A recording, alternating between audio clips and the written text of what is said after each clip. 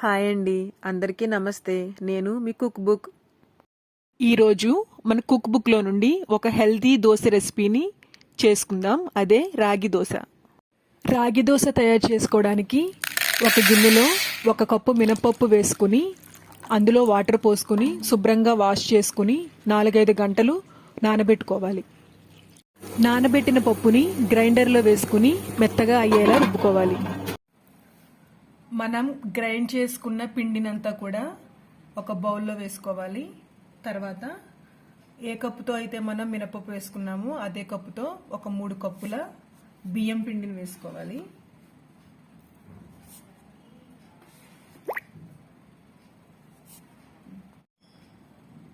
ఇంకొక కప్పు రాగి పిండిని కూడా వేసుకుని కలుపుకోవాలి.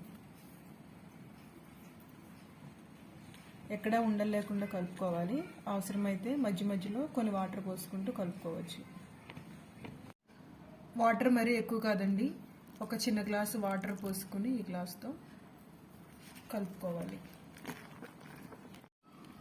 పిండిని ఇలా కలుపుకున్న తర్వాత మూత పెట్టుకుని ఒక రాత్రంతా కూడా అలా ఉంచుకోవాలి. తెల్లవారేసరికి పిండి ఈ విధంగా పులిసింది. ఇప్పుడు దోశ వేసుకోవడానికి సరిపడినంత పిండిని ఒక బౌల్లో వేసుకుని తగినంత వాటర్ పోసుకుని కొద్దిగా సాల్ట్ కూడా వేసుకుని కలుపుకోవాలి.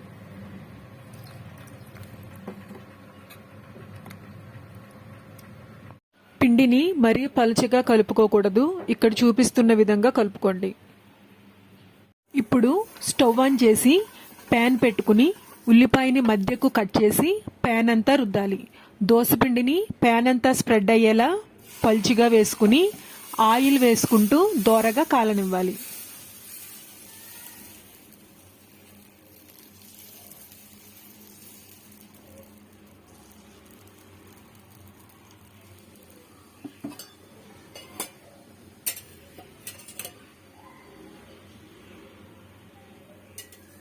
దోశల్లోకి అందరూ కూడా బియ్యం వాడతారు.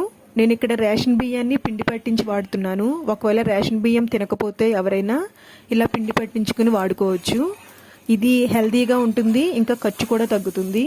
ఇంకా మనం వాడినటువంటి రాగి పిండిలో కాల్షియం, ప్రోటీన్ పుష్కలంగా ఉంటాయి. బరువు తగ్గాలి అనుకునేవారు తరచుగా రాగులతో చేసే ఆహార పదార్థాలు తినటం వల్ల బరువు తగ్గుతారు. అలాగే ఇందులో ఎముకలను బలంగా ఉంచే ఐరన్ కంటెంట్ కూడా ఎక్కువగా ఉంటుంది. మీరు కూడా ఈ హెల్తీ రెసిపీని ట్రై చేయండి. ఈ హెల్తీ రాగి దోశ మీకు నచ్చితే సబ్స్క్రైబ్ చేయండి కుక్ బుక్ 90s.